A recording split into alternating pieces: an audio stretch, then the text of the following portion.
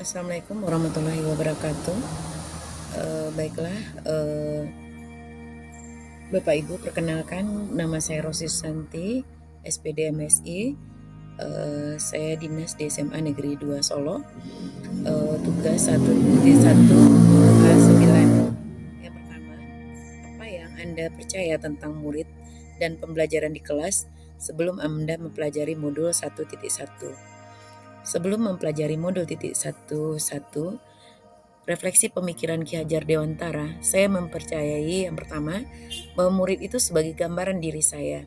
Yang kedua, murid semuanya sama tanpa memperhatikan kodrat mereka. Yang ketiga, murid saya harus patuh pada guru. Yang keempat, harus menguasai materi yang saya ajarkan dan hanya mementingkan penilaian kognitif saja.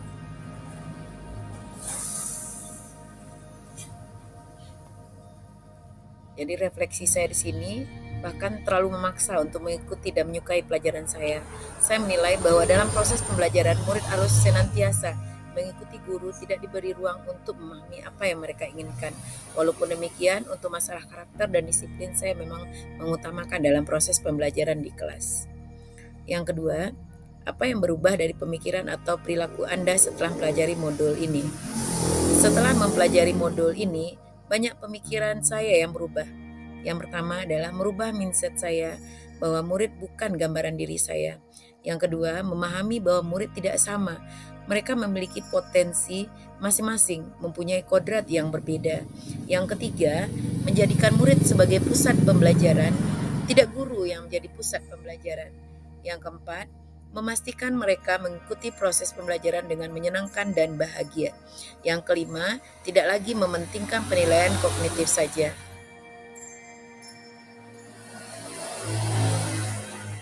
Refleksi saya, pemikiran saya terhadap murid dan proses pembelajaran di kelas mulai berubah.